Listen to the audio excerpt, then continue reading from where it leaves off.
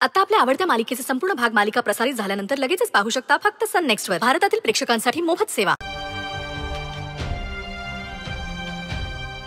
मावशी हे बघ, हे बघ.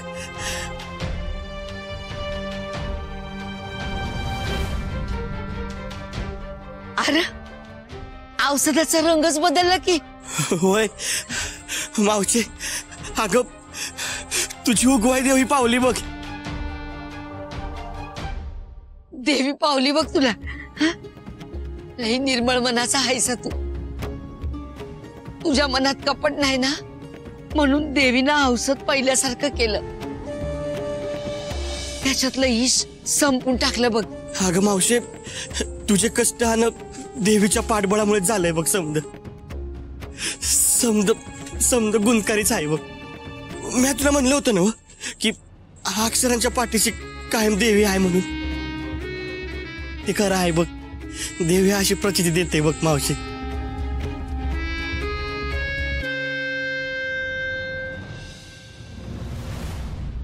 आई उगवाई, ह्या पोराच्या पाठीशी सतत राहा. ह्याच्या घरादाराला सुखी ठेव. ह्याच्या पाठीशी काय बी दुःख लागू देऊ नकोस बघ.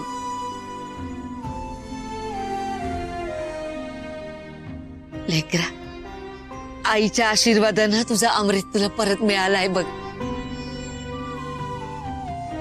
आता तुझ्या बायकोला काय बी होणार नाही बघ. हे घे औषध घे.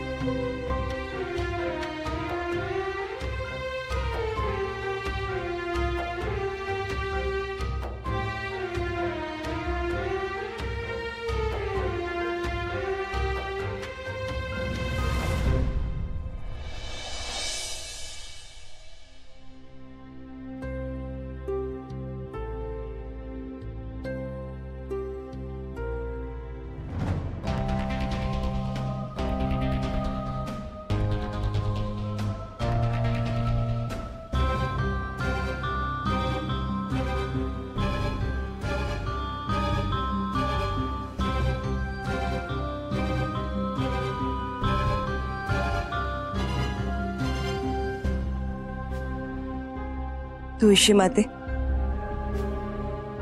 तू या घराचं वैभव आहेस. या घराची रक्षण करती आहेस.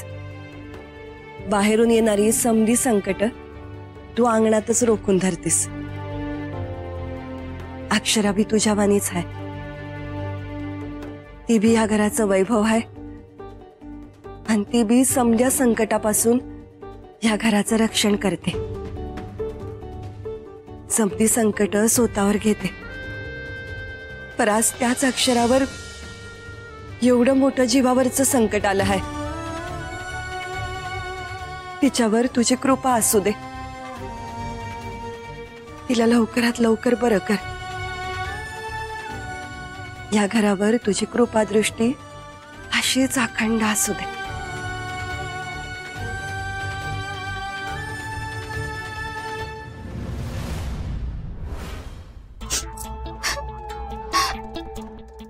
उर्वशी, काय ग? ताई, अहो काय होऊन बसलंय? देव चांगल्या माणसाच्या मागे अशी दुखणी का मांडतो? हो बघा ना, अक्षराचा अभ्यास एवढा जोमानं चालला होता, पण अचानक तिला असं आजारपण आलं. बरं आलं ते आलं, असं आलं की बरी होईल का नाही. चांगली माणसं अशी जायला लागली तर कसं व्हायचं ताई? म्हणजे चोर बसले तख्ताला आणि कलंक साधूच्या रक्ताला. असं नको व्हायला. समजा अवघडून बसलंय बाई. ए तुलसी माते, आता तू समध्यांचं रक्षण कर बाई, तूच कर. उर्वशी, तू नको एवढी काळजी करू. तू देवाला साकडं घातलंयस ना मग त्यानं तुझं गारानं ऐकलं असं समज. आता समज सुरळीत होणार. व्हायला तर पाहिजे ना हो ताई, पर सुंदरचा अजून काही बी पत्त्या नाही. औषध घेऊन अजून सुंदर आला असता तर काही तर आशा होती. अरे आता डॉक्टरने दिलेली येळ बी संपली. समजच अवघड होऊन बसलंय बघा. मला वाटतं ताई, आता आपण हे समजा स्वीकारायला पाहिजे बघा. नको काळजी करू उर्वशी. सुंदरला औषध मिळालं.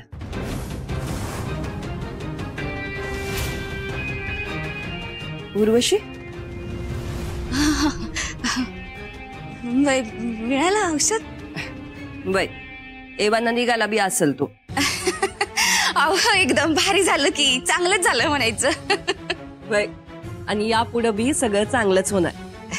अक्षरा लवकर बरी होईल बघ. आणि नुसती ठणठणीत बरी नाही होणार, अभ्यास करून IPS ची परीक्षा बी पास करून दाखवेल. होय.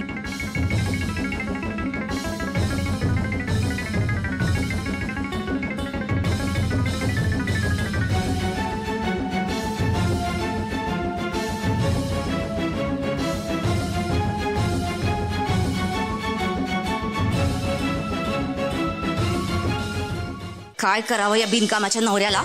नुसतंच नावाचा यशवंत आहे, केव्हा बी कशात यश घेणार नाही. धांदरपळ्या नुसता जिकडे जाईल तिकडे नुसता इस्कट करून घेतोय.